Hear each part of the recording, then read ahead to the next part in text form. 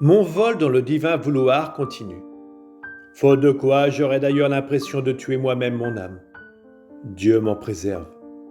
D'ailleurs, comment puis-je vivre sans vie?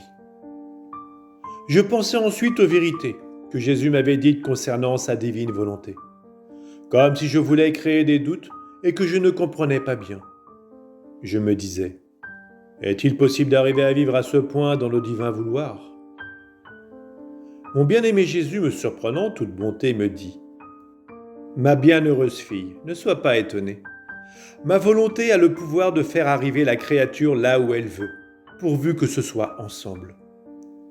Tu dois savoir que son royaume sera formé et établi sur les vérités que ma volonté a manifestées. Plus elle manifeste de vérité, plus son royaume sera magnifique, beau, majestueux et surabondant de bien. Mes vérités formeront le régime, les lois, la nourriture, la puissante armée, la défense et la vie même de celle qui vivra en lui. Chacune de mes vérités assumera son office distinct. L'une sera un maître, une autre un père aimant, une autre encore une très tendre mère qui, afin de ne pas exposer son enfant au danger, le porte dans son sein, le berce dans ses bras, le nourrit de son amour et l'habille de lumière. En somme, chaque vérité sera porteuse d'un bien particulier. Vois-tu quelle sera la richesse du royaume de ma volonté, après avoir dit tant de vérités? Il me déplaît que tu ne sois pas attentive à tout écrire, car il leur manquera alors un bien, puisque les créatures recevront en fonction de ce qu'elles connaissent. La connaissance apportera la vie, la lumière, et le bien que possède cette connaissance. Il est presque impossible de posséder un bien sans le connaître. Ce serait comme s'il nous manquait des yeux pour voir, une intelligence pour comprendre, des mains pour agir, des pieds pour marcher, un cœur pour aimer. La première chose que fait la connaissance est de donner des yeux pour que la créature ne continue pas à être une pauvre aveugle. Et en se faisant voir par la créature, la connaissance se fait comprendre afin que la créature désire le bien et la vie que la connaissance veut lui donner. De plus, la connaissance de ma vérité se fait elle-même actrice et spectatrice pour transmettre sa vie dans la créature. Tu dois savoir que les actes accomplis dans mon vouloir sont inséparables, mais très distincts entre eux, distincts en sainteté, en beauté, en amour et en sagesse. Ils porteront l'insigne de la sacro-sainte triade, en qui, si les personnes divines sont distinctes, elles sont inséparables. Leur volonté est une, tout comme leur sainteté, leur bonté, et ainsi de suite. Ainsi, ces actes seront inséparables et distincts.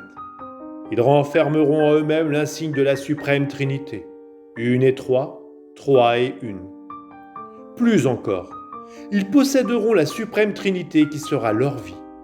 Ces actes seront notre très grande gloire, et celle du ciel tout entier, en voyant dans ces actes notre vie divine multipliée, autant de fois que d'actes accomplis par la créature dans notre divin vouloir. Je me disais alors, comment peut-on savoir si l'on vit dans le divin vouloir? Mon doux Jésus ajouta, ma fille, c'est facile. Tu dois savoir que lorsque mon divin fiat règne dans l'âme, il a son acte opérant et continu. Et il ne sait pas être sans rien faire. Il est vie, et cette vie doit respirer, se mouvoir, palpiter et se faire sentir. Elle doit être l'acte premier qui agit, et la créature se sent sous son empire et suit ses actes, presque dans un mode continuel dans le divin vouloir. Ainsi la continuité est un signe certain que l'on vit dans mon vouloir.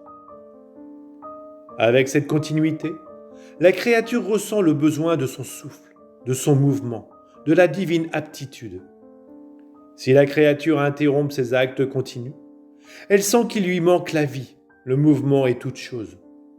Et cette créature poursuit alors immédiatement ses actes continus, parce qu'elle sait qu'il lui en coûtera beaucoup si elle ne poursuit pas ses actes. Il lui en coûtera la vie divine, et celle qu'il a déjà possédée ne la laisse pas s'échapper facilement. Sais-tu ce qu'est cette opération de la créature dans le divin vouloir? c'est la manifestation de la vie de ma volonté dans la créature.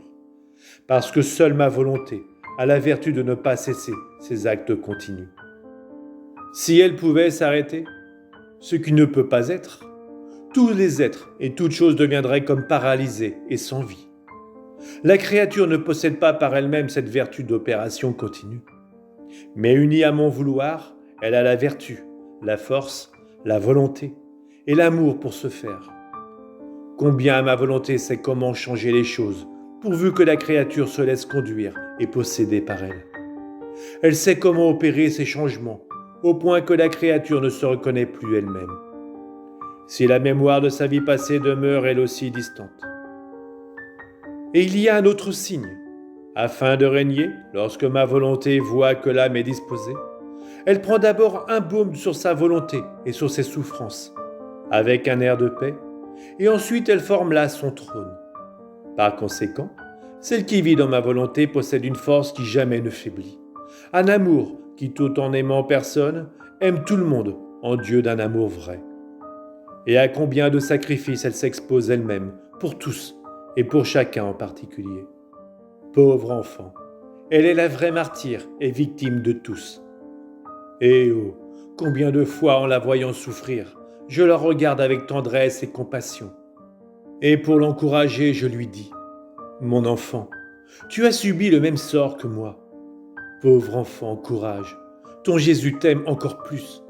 Et parce qu'elle se sent aimée davantage par moi, elle sourit dans ses souffrances et s'abandonne dans mes bras. Ma fille, pour connaître et posséder ce que ma volonté sait faire, il faut être en elle.